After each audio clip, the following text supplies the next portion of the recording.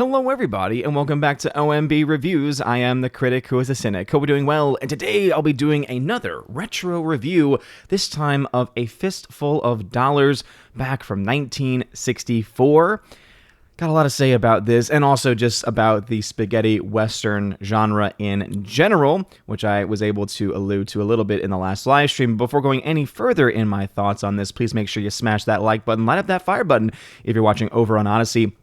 Also, make sure you're subscribed to the channel with that bell notification turned on. That way you know every time a new video or a live stream goes live on the channel. So, A Fistful of Dollars is a part of what has become known as the Man with No Name Trilogy, or the Dollars Trilogy. So again, different names given to it. And up to this point, the only film in the trilogy that I had seen before was The Good, the Bad, and the Ugly, which is pretty much the most well-known, I would say, of the entire trilogy. It's often considered to be one of the greatest films of all time, one of the greatest westerns of all time. And when I first saw The Good, the Bad, and the Ugly, I actually was not a fan. It actually put me to sleep. And it was because of just how bored I was with that film. And so, ever since then, and this was back when I was in college, back when I was in my early 20s, and so I've always gone back and thought, maybe it was because it just wasn't the right time. Maybe I was already tired. I mean, there could have been a lot of different things that could have had an impact on how I was able to actually view the film. And so I've always been wanting to go back to it. So when I decided, hey, you know what? Maybe it's the right time to go back to it at this point in my life where I appreciate films just a little bit more. Ever since, especially, I was able to really get into Japanese cinema, especially with the works of Kurosawa. And a lot of his films especially had a huge impact on what we call the spaghetti western, what we call the modern western even, really. And this film itself is very much inspired by the film Yojimbo by Kurosawa. I thought to myself, you know what, maybe I'll give this another shot, and I'll actually start with the beginning of this trilogy. And so I started with A Fistful of Dollars, and I will say I am very, very happy with this movie. I came out of this film really enjoying it, and I had a lot of fun. So this is a film by Sergio Leone. This is one of the interesting spaghetti westerns with the Italian film influence, which I thought was interesting, and it might explain why there was, I'm getting kind of like the only real negative of this film, the only part I did not like of this film, was that it felt so many times like when I was looking at the audio, I was looking at the people speaking, somehow it's almost like the words were not matching up, either because they had to re-record it in post-production or they had to speak over themselves. And knowing that this was Sergio Leone and knowing that a lot of the people attached to this film were Italian, part of me kind of wonders whether or not there was some type of translation issue. I honestly don't know. Maybe it was just the way that it was filmed. Maybe it was just the way it was being played on my television. All of these could be the case. If you know more about this, you could probably let me know about this. But that was really the only issue I had, was it was just how the audio just didn't really sync up. And it was kind of this really weird effect. But that all being said, I thoroughly enjoyed this movie. Start off with some of the, because everything else really is a positive up to this point. Starting, of course, with the acting. Acting was phenomenal in this movie, which, of course, is very much showcased by Clint Eastwood, who had his first leading role in this movie, and you wouldn't have believed that it was his first leading role. I mean, the dude on screen just has so much charisma, has so much poise, where you really feel like even in 1964, you're looking at a well-seasoned actor who has done this before, who knows exactly what he's doing. And so I really appreciated his performance, but also the performances of all of the other supporting characters in the film, I thought also really helped to really build up and really promote the character that he was playing. And so the acting was just completely spot on and was completely fantastic. Interestingly enough, the budget of the film was only around $200,000, and Eastwood was paid $15,000 for the role. So obviously, if you adjust that for inflation, it's going to be a bit more than that. But you're looking at a film that maybe had a budget of about $1 million, and Eastwood getting maybe, just a little bit more than maybe $40,000 or so. That's just kind of, it's kind of incredible when you think about what they were able to do with this. And also it kind of, I think, really goes back to the point that I've made several times before, which is that you don't need a lot of money to make a really good film. You don't need a ton of money to tell a really good story. Now, again, obviously, this is a movie that was very much inspired by and based upon the story of Yojimbo, based on a Kurosawa's Yojimbo, made in 1961.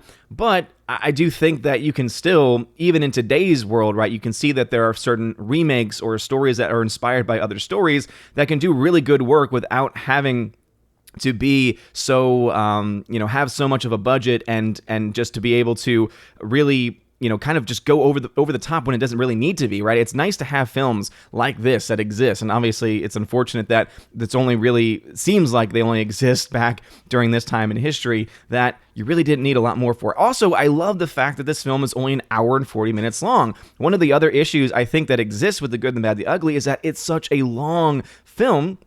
And you know that for me, a long film does not necessarily mean I'm not going to like it, but I definitely think that when you have a slower pace film that is long, you really got to be able to provide interesting and compelling storytelling throughout the entirety of the film, which is why, as I said, I want to go back after I watch For a Few Dollars More, the sequel to Fistful of Dollars, the second film in this Dollars trilogy, Man with No Name trilogy, before going into that one. And hopefully I'm able to, start to appreciate it just a bit more, especially since A Few Dollars More is going to be over 2 hours long in comparison to the first film. So I think that is something that I'm kind of glad I'm going in this direction with it. But again, really awesome acting in the film, and the storytelling as well. Also very, very good, and the fact that they're able to do it on such a limited budget is definitely something that is worth commending. One of the other things that I think is really awesome about this film, and it should be no surprise to anyone, is the music. Ennio Morricone, who again is honestly, in my opinion, one of the most underrated composers of all of cinema history,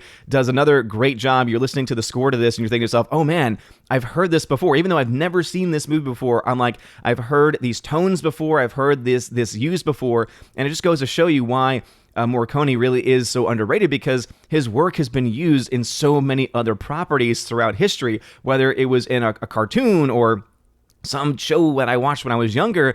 Obviously, the impact of his scores, specifically being a stamp on the spaghetti western genre, really, I think, is something that is really underrated. Not to mention, he has one of the best scores in modern history, in my opinion, with his score for The Hateful Eight, which was just phenomenal. Really, honestly, was fantastic. And also, there was another film that I saw more recently where it was a non-Western film, The Untouchables. Also, one of the best scores that I've heard in the last, since the film came out, the last 20, 30 years. Or plus, just fantastic there. So the score for this film, completely awesome. Ennio Morricone did a fantastic job. And another thing that I think is not really talked about as much, I think, with this film, compared to maybe other films, is Massimo Delemano, the cinematographer on this movie. I thought also did an incredible job, right? He did everything he needed to. He didn't try and do too much with his role. And I would say that he was really awesome, especially towards the end when he's showing this POV shot of the last guy who's dying, and he's showing it from his perspective. So the camera is like shaking around all over the place. It's moving up towards the sky, looking up into the sun, as the guy is slowly just falling over to die, and then also, like, obviously catching Clint Eastwood's character who just shot him. I thought that was a brilliant touch, and also, again, something very innovative, something that had not been done a whole lot before, and I thought it worked really well, especially to add to, right, the drama of the moment of that character dying. Not to mention, this movie, as far as the sequences and the story is concerned, features something that I've actually seen parts of before. And that is specifically from the movie Back to the Future, or one of the Back to the Future films. I forget which one, but I assume it would be Back to the Future 3. Yeah, it would have been, because that was the Western. Makes a lot of sense there. So when Marty McFly, for instance, is able to have the metal piece underneath his poncho, as it were, to be able to save him from being shot, he is inspired by something he watched at an earlier point in the film, which was the scene from A Fistful of Dollars, where Clint Eastwood's character does the same thing, only much more dramatically, where he gets shot several times over, and he keeps telling, shoot for the heart, don't forget about the heart.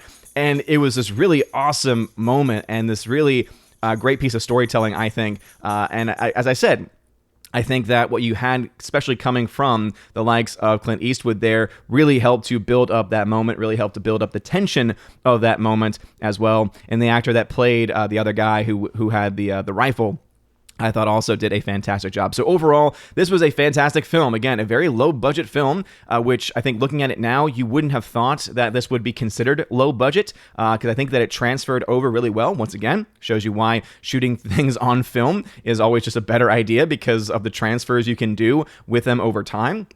And I'm going to go ahead and give this film a solid A. I thought that this film was a lot of fun. Definitely a film that I could totally go back and rewatch at another point in the future. And really, the only thing that would maybe push it over into the A- category and territory for me is just what they did with the vocals. And again, knowing that it's a lower budget film, definitely at least makes that somewhat more sensible, right? It would actually make a little bit more sense as to why there were some audio issues. But also, if for any reason it's just me, and it was just my television, it was just the way that it was being watched, please do let me know. But if you know more about how they did it, if they, again, had to change the voices in post-production, or if they had to do some ADR for it, let me know in the comment section below, especially that pinned comment below. But what are your thoughts about A Fistful of Dollars from 1964? Again, very excited to be able to finally watch this film. Cannot wait to, and I already got it prepped up to see a few dollars more. And that's going to lead ultimately to watching the good, the bad, and the ugly. So again, let me know your thoughts in the comment section down below. If you like this video, smash that like button, light up that fire button. It really does mean a lot. You're all amazing, beautiful people. Hope you all have a wonderful rest of your day. And as always, God bless. And a huge shout out, of course, to Kara Tharp, who is, once again, a supporter over on Locals. God bless. And now for a huge shout out to all of my Patreon Subscribe Star and Locals members: Andrew Hoyle, animation commentator; Brandon, Brian P., Christopher Bowman, Don Bruno de la Mancha, Father Christopher Miller, hail to you, Father; Father Damian Cook, Garrett Searles, Harold Francis, Inflamed Wood, Jacob Juice, Jeffrey Toone, Joe Horn, Jonathan Carney, Gomer Kyle, 79, Laura, the Modern Major General's Story, Mike Jackson, Dion, Mad Mitch Dunaway, Mondo Spieler, Mr. Peabody, On to June, Orange Hat Reviews, Out of Step with Reality, Priscilla Hall, Rosetta Allen, Stan Andrian, Teresa Martin, Theodore Bendon, Tina Bojan, and Tina B., the Empress of the Universe. Thank you for being my Patreon members. And a huge shout out to my Subscribe Star members: The R, Fast Reaction, Nosferatu Gatsu, John B.,